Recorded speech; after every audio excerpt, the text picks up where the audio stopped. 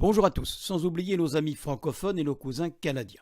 Dans ce tutoriel numéro 36, nous allons continuer la phase d'apprentissage à la gestion et au suivi d'un budget personnel. Nous allons donc traiter et résoudre l'exercice numéro 6, qui est de force 4. Pour cela, donc, on va étudier le budget de Jean et Virginie, et nous aurons l'occasion de retrouver ce couple dans les exercices numéro 7 et l'exercice numéro 8.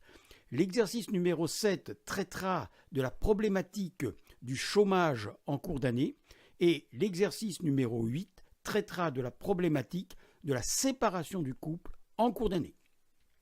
Comme d'habitude, je vous repositionne donc notre tutoriel ici. Vous voyez, on arrive bientôt à la fin dans le module pratique.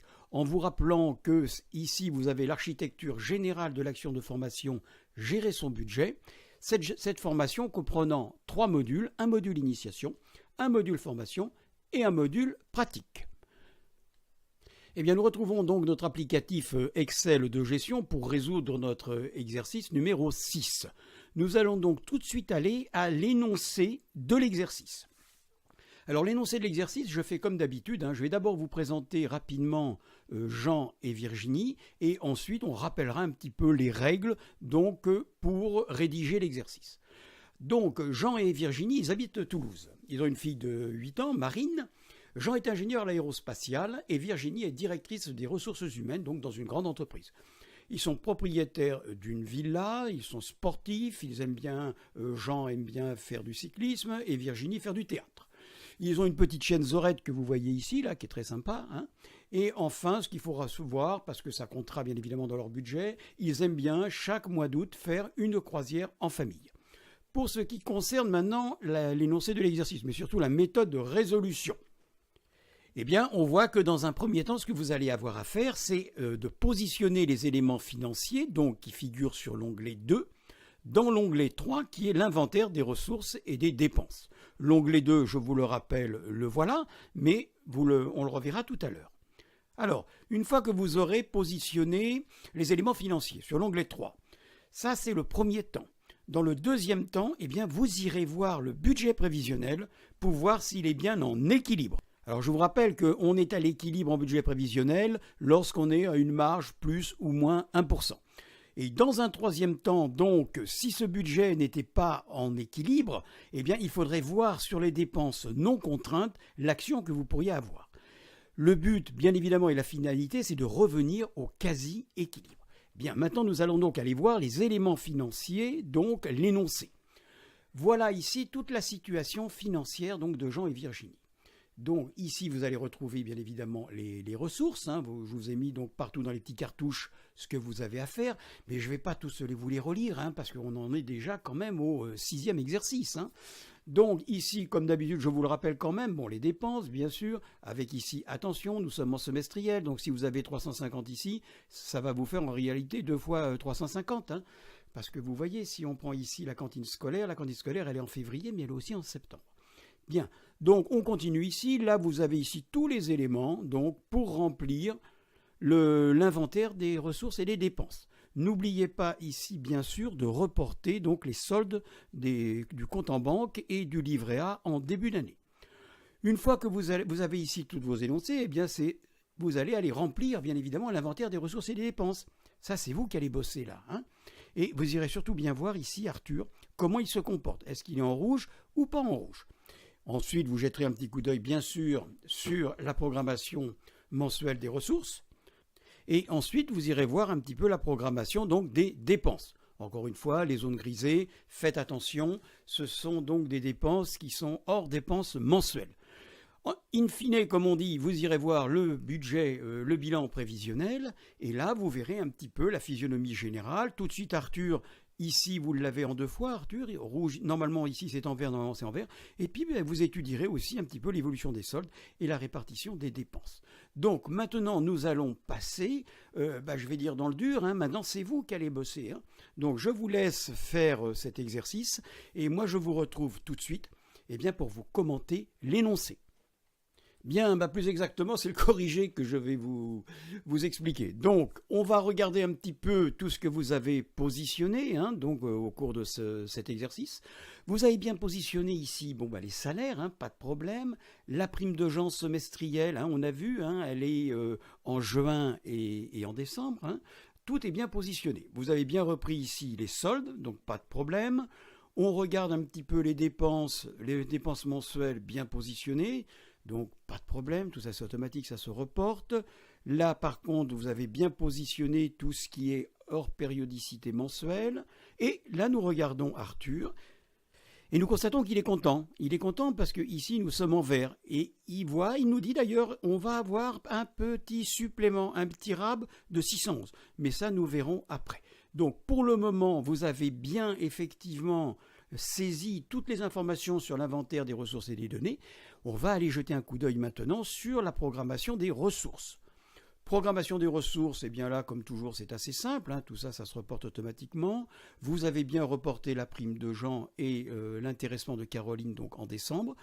Pas de problème, donc notre couple là est en prévisionnel de ressources à 89 908 €.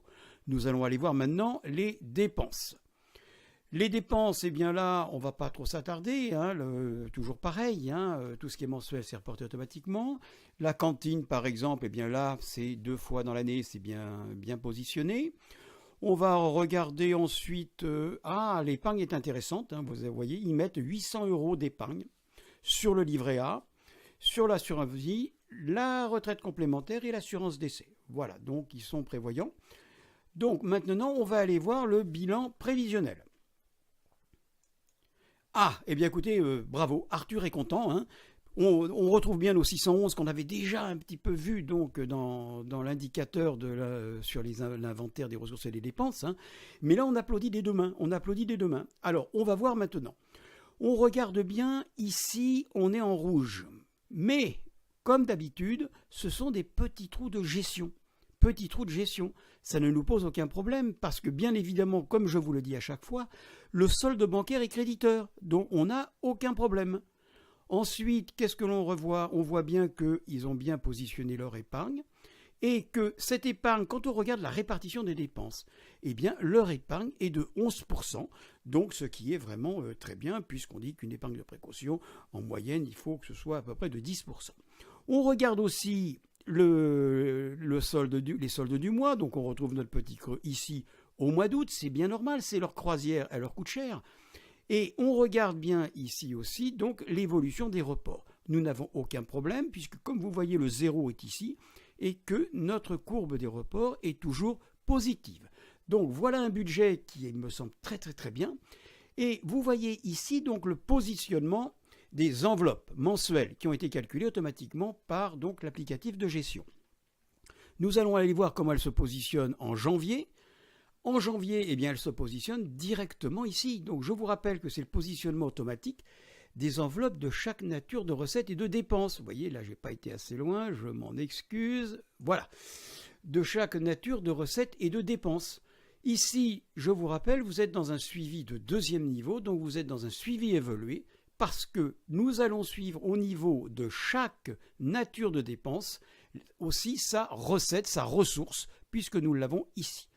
On revient maintenant à notre bilan prévisionnel, et là, on peut conclure que ce budget prévisionnel est vraiment très bien, mais il est bien évident qu'on va faire une petite critique, enfin pas une critique, mais un petit constat. Il est évident que quand on gagne 7 300 € par mois, c'est quand même plus facile de boucler son budget que quand on en gagne 2000. Voilà. Eh bien, on va souhaiter bon vent donc à Virginie et à Jean. Et vraiment, bravo pour ce budget qui est vraiment bien équilibré et bien structuré. Bien, nous allons quitter donc Jean et Virginie, mais pas longtemps, parce qu'on va les retrouver dans le tutoriel numéro 37, donc dans l'exercice numéro 7. On va monter en force. Là, on va monter à la force 5, pour une raison très simple, c'est que nous allons étudier toute la répercussion sur un budget de la perte d'emploi et du chômage en cours de gestion. Le chômage, nous allons le traiter dans l'exercice numéro 7, et le numéro 8, nous verrons la séparation du couple. Alors, comme d'habitude, je vous recommande de télécharger le kit de formation pratique de façon à avoir tous les documents et pouvoir faire tous les exercices. Je vous rappelle aussi que si vous avez une question à me poser ou un renseignement à me demander ou même un conseil pour votre propre budget, n'hésitez pas à me saisir par mail, je me ferai un grand plaisir de vous répondre. Alors toujours pareil, à droite je vous suggère de vous abonner à ma chaîne, car je traiterai prochainement 3 thèmes budgétaires qui me tiennent à cœur. Alors, le premier, c'est la gestion financière d'une association. Le deuxième thème budgétaire, c'est la gestion budgétaire d'une mairie, donc d'une collectivité territoriale. Et le troisième thème, ce sera la gestion dans le temps d'un plan de surendettement pour aider une personne en surendettement à revenir le plus rapidement possible à une situation normale et avoir une meilleure qualité de vie. Voilà, eh bien écoutez, je vous donne rendez-vous dans le prochain tutoriel, donc qui sera le tutoriel 37.